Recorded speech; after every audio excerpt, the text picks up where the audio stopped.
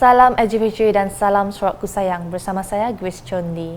Tumpuan berita, Sarawak akan menjadi lebih teguh apabila rakyat pelbagai kaum mengukuhkan lagi perpaduan dan menghayati semangat bersatu dalam kepelbagaian. Tuan Yang Terutama Yang di-Pertuan Negeri Sarawak, Tun Pehin Sri Abdul Tahir Mahmud, dalam perutusan Hari Raya Aidilfitri 2022 berkata, apabila rakyat berjaya memupuk perpaduan dalam kalangan komuniti, rakyat Sarawak akan hidup dalam penuh harmoni dalam sebuah negeri yang aman lagi makmur.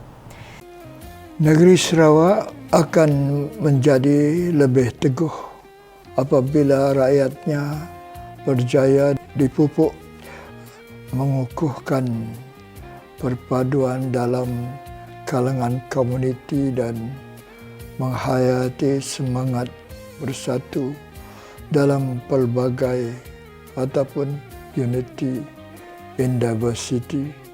Kekalkan sikap saling memahami, saling menghormati agar warga hidup penuh harmoni dalam sebuah. Justru Tun Pehin Sri Abdul Tahir Mahmud berharap sempena Hari Raya Aidilfitri tahun ini, ia akan menyemarakkan semangat perpaduan yang telah terjalin sekian lama.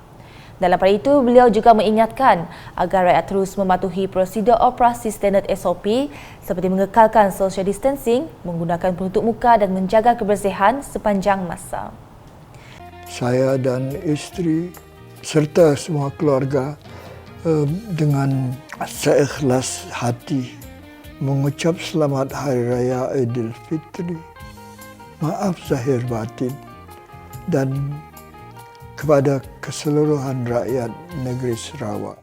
Sementara itu, Premier Sarawak Datuk Petinggi Tan Sri Dr. Abang Abdul Rahman Zohari Tun Dr. Wang Openg dalam perutusan Hari Raya Aidilfitri 2022 memberitahu masyarakat majmuk di Sarawak diseru terus mengukuhkan budaya saling menghormati antara satu sama lain dalam suasana kepelbagaian kaum dan agama.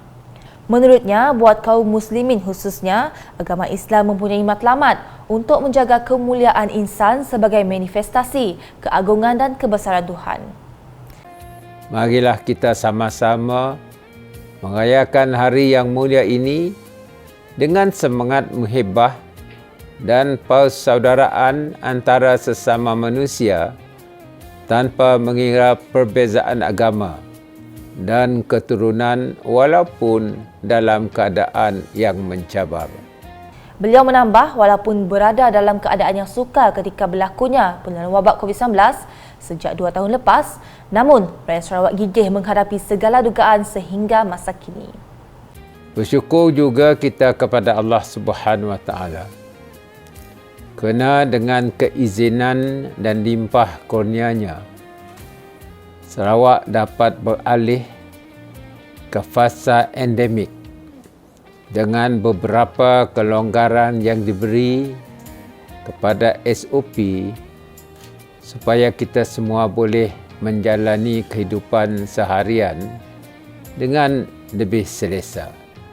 Sementara itu, Datuk Petinggi Tan Sri Abang Zohari berkata, Kerajaan Gabungan Parti Sarawak GPS telah membuktikan bahawa anak Sarawak sendiri mampu mentadbir urus negeri ini khususnya ketika berhadapan dengan wabak COVID-19.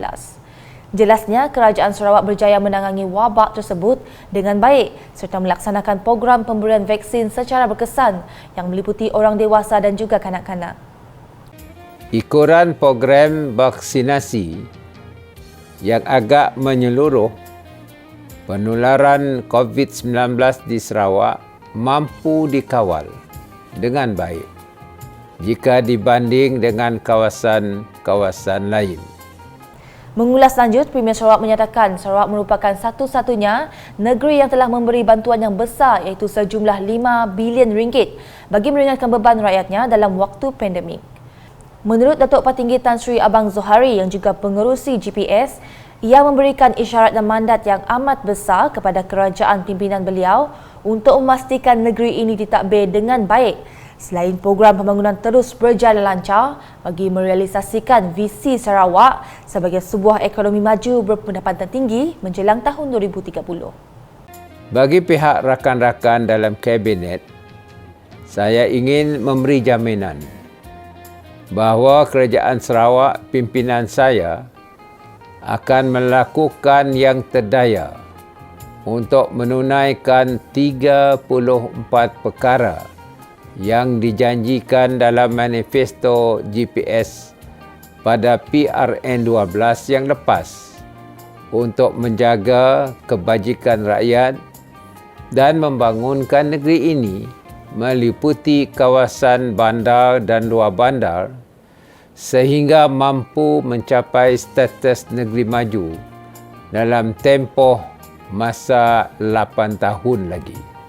Dalam perkembangan lain, Premier Sarawak menggesa warga negeri ini agar bersatu dalam usaha mengembalikan hak Sarawak yang telah terhakis di samping melaksanakan perkara-perkara yang belum tercapai seperti yang termaktub dalam Perlembagaan Persekutuan dan Perjanjian Malaysia 1963. Berikut pula, pengguna jalan raya dinasihatkan agar memandu dengan berhemah serta mematuhi peraturan lalu lintas terutamanya semasa musim perayaan.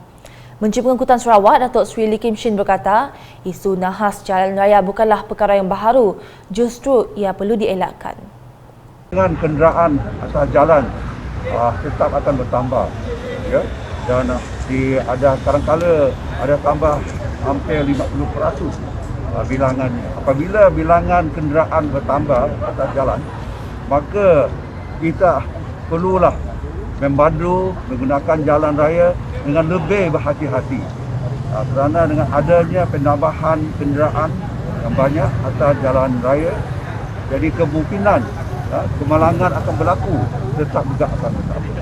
Sebab itulah kita ingin mengingatkan semua pengguna jalan raya untuk berhati-hati, lebih berhati-hati. Bukan setiap hari kita mesti berhati-hati, tapi musim ini lebih berhati-hati. Beliau turut meminta pihak Jabatan Kerja Raya dan juga kontraktor yang berkaitan agar memasang isyarat keselamatan khususnya apabila kerja-kerja pembinaan jalan raya sedang dijalankan. Justru beliau dan juga Ahli Dewan Undangan Negeri Adus Nadin menyambut baik pelaksanaan kempen tersebut bagi memberi kesedaran kepada orang awam tentang kepentingan menjaga keselamatan di jalan raya. Sebelum itu, beliau menghadiri program anjuran Majlis Keselamatan Jalan Raya bahagian Miri dengan kerjasama Sarawak Shell Berhad dan Unit Komunikasi dan Penerangan Sarawak UKAS. Pada program itu, Datuk Seri Lee bersama Ketua Polis Daerah KPD Miri, ACP Alexan Naga Cabu, menyempurnakan simbolik penyerahan topi keleda, pengagihan risalah keselamatan jalan raya serta pengagihan bubur lambuk kepada pemandu kenderaan dan motosikal yang melalui stesen bas itu.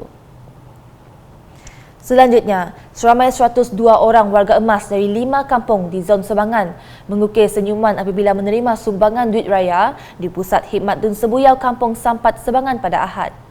Majlis penyerahan sumbangan tersebut telah disempurnakan oleh Menteri Utiliti dan Telekomunikasi Sarawak merangkap Adun Sebuyau, Datuk Julaihi Narawi.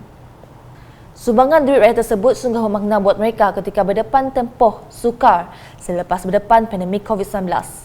Dalam pada itu, Datuk Julaihi turut menyampaikan sumbangan kepada golongan asnaf seramai 74 penerima bertempat di Pusat Khidmat Dun Sebuyau, Kampung Sungai Ladong. Antara kampung yang terlibat adalah Kampung Sungai Ladong, Kampung Seruyuk dan Kampung Segali. Sementara itu, Pesta Hari Desa Terbeduk mampu menaik taraf status sosioekonomi penduduk tempatan, terutamanya selepas pandemik COVID-19.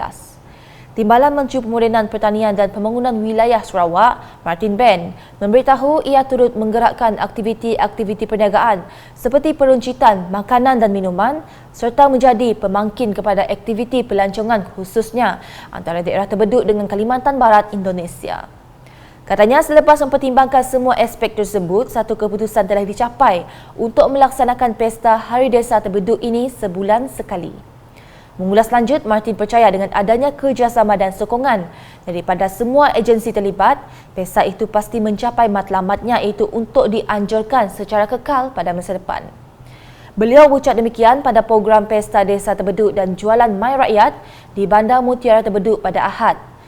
Sementara itu, beliau juga Adun Kedup menegaskan Bandar Mutiara Terbeduk berpotensi dimajukan sebagai pusat pengeluaran pertanian dan ternakan.